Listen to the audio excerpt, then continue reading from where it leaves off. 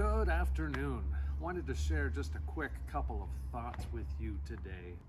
Some things that some of our brothers have said the last couple of weeks have really gotten me thinking. On Sunday, Walter Grubb made a comment that I hope you heard in talking about him and Florence returning to Cameroon.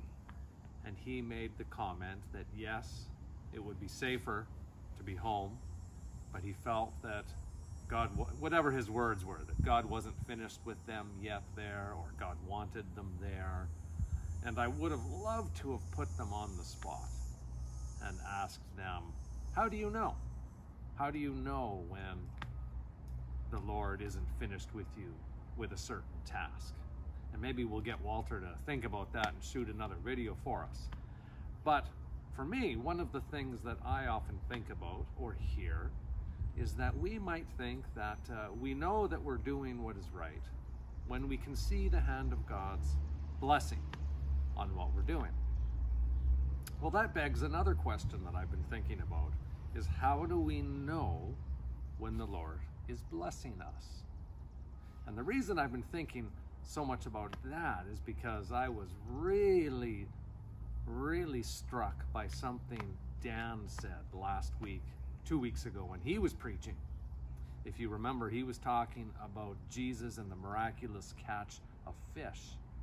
And he pointed out the fact that for Peter and his family, that huge catch of fish would have been worth an enormous sum. It would have been the catch of all catches. And he pointed out how amazing it is that Simon Peter was able to just leave that behind and go with Jesus. Well, I was really thinking about that story and about that realization of that amazing catch. And again, just to reiterate what Dan was saying, it speaks about how the nets were bursting, absolutely bursting at the seams. In other words, it couldn't have been a greater catch. And so we're talking about it being the best that they'd ever seen. It was the most extraordinary day of fishing that they could have ever had. It was a fortune. Now, here's where it comes back to blessing. How many of us in our day and age, if we were to receive something like that, we would say, wow, we must be blessed by God, because he has opened the floodgates. And for many of us, if we are blessed in that way, we might think, oh, I must be doing something good because God's hand's on me. Look what he's doing for me. But what did Peter do? Peter received this massive, and his family, his crew, his boys there, they got all of this fish, all this potential wealth. Did he see it as the blessing of God and reason to stay in the boat?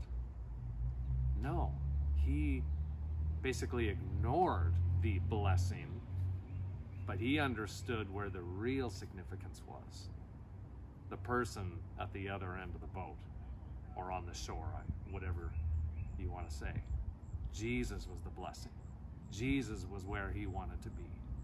And so that's really challenged me, because I wonder, what would I consider, again, to be God's hand over me? What would I take as an affirmation of my life, my family, my ministry?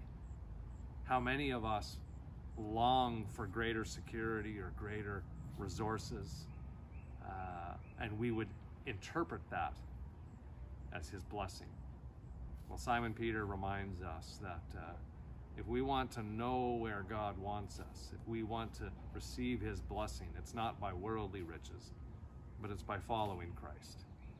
And so it's an encouragement to me, and I hope for you as well, to think about what the Lord desires for us and what true blessing really is. Think about that, read the text again, pray on it, and have a great day.